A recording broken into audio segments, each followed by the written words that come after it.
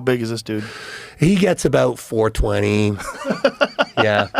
Oh my God. I love this guy. Look at the size of this motherfucker. This Holy is shit. yeah. Hey, that's yeah. all AI. That can't be real. No, Is he's- that AI? Is no, that picture that's- AI? No. That one right there. Okay, that's real. Oh my This is real. God. There was a lot of discussion about Levan Saginashvili, as it should be, because Levan is the #1 arm wrestler in the world. Devon told Joe that Levan is the pinnacle of arm wrestling.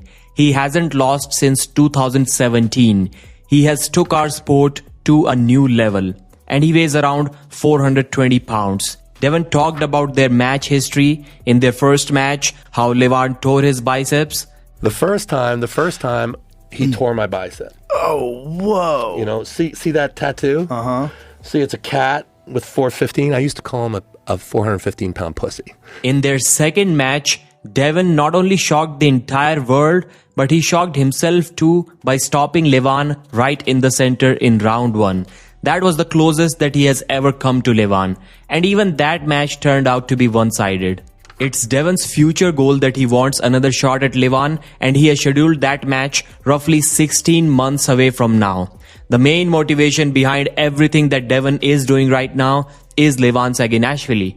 Devon said that if it weren't for Levan, he probably would stop doing all of that. He would just be happy by beating everyone else, which he has already done, and he won't be pushing himself that hard. Then they discussed Levan Saginashvili's training. Devon himself told Joe that Levan does a lot of heavy pull-ups and he does a lot of heavy curls.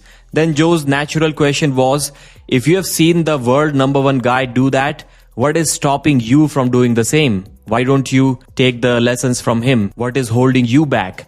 Devon said he's very far down the road. He can never catch Levan in his lifts. Levan does 180 kilo bicep curls. Devon can never do that. He needs to catch him with something smaller. But the question here can be, does Devon really need to catch him? Like if Devon's cheat curl is 90 kilos and Levan's cheat curl is twice that, wouldn't Devon benefit if his cheat curl was 120 instead of 90?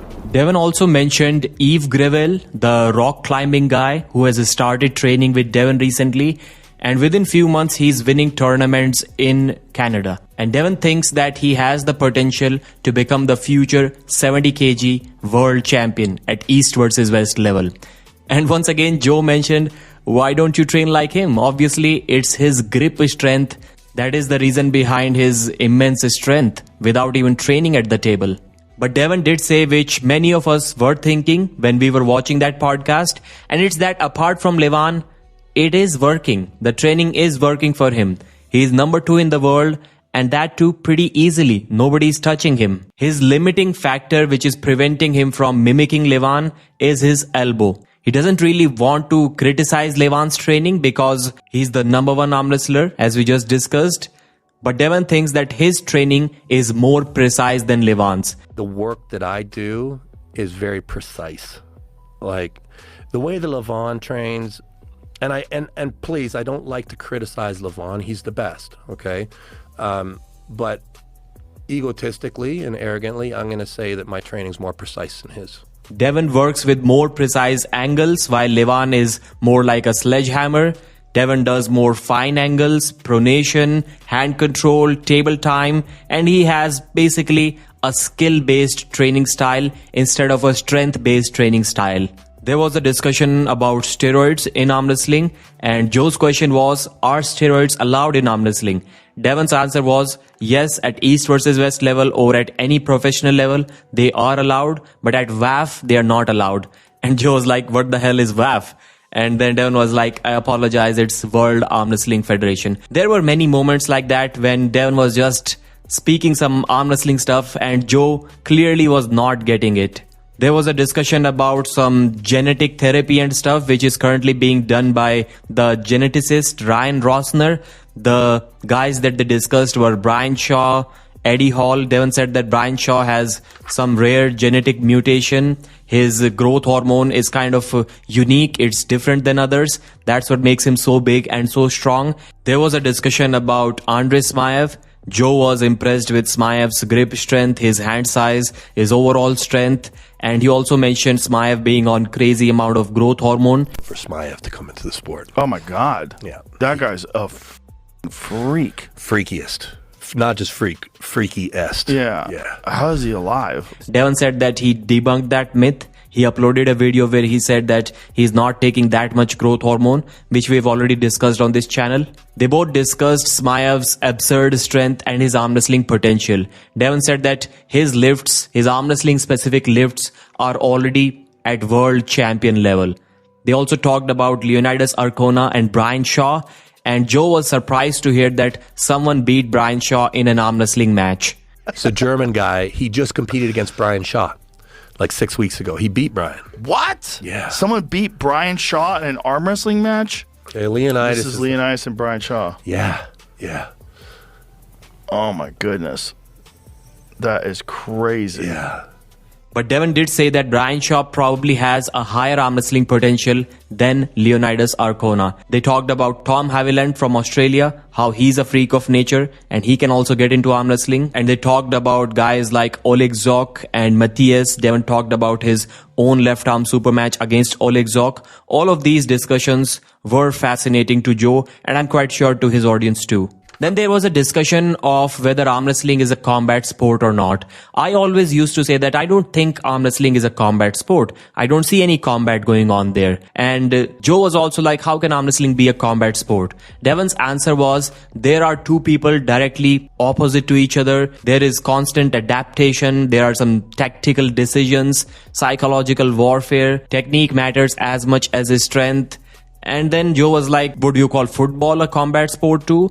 These things happen in football too. But since now combat sport games have literally included arm wrestling in their games, although it never really happened after that one edition, we have to consider arm wrestling as a combat sport. Then they discussed Devon's 20-year military career towards the end of this podcast, how 16 out of those 20 years Devon was in the Canadian Special Forces, which is Joint Task Force 2. He was in Afghanistan for multiple deployments.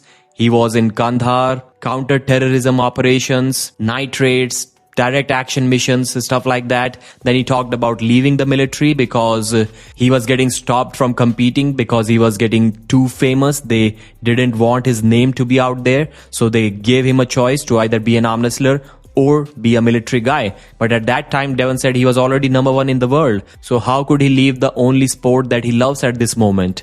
That's why he took 1 year leave without any pay. Then he came back and they recruited him as a guy who recruits people. Finally, everything worked out for Devon. But before all of this, he also discussed about his missions, how he was one of the guys who used to be scared when going to missions but would go anyways. He was often terrified before the missions. He learned to create a different version of himself that he would switch to when he's on a mission. And maybe from there he learned the chaos versus order thing.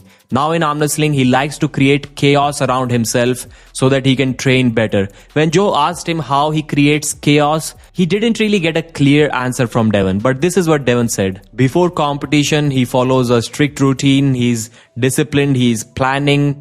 After competition, he's traveling, experimenting, learning, having some creative time. So since the before competition phase also sounds like pretty much planned, he wasn't really able to explain to Joe how he creates chaos around him. Then he talked about the Kandahar giant story, which we are not going to discuss here, although these are the topics that get the most views, but it's not related to arm wrestling. Then he talked about a demonic possession story, where a soldier was possessed by some demon. Again, a story that gets views but not related to arm wrestling. Devon's final closing moments were, arm wrestling community is like a family. His son is also now a professional arm wrestler, which he mentioned in the beginning of this podcast. The club culture is what he loves the most about arm wrestling. The friendships matter more than titles. Joe's closing argument was, he displayed a candle made by Devon's late brother, Shannon Larrett, which Joe already knew before he knew Devon Larrett. Joe wished him luck against Levan in the future, and Devon said that he needs all of the luck in the world. That's it from this video. Thanks for watching. I'll see you again.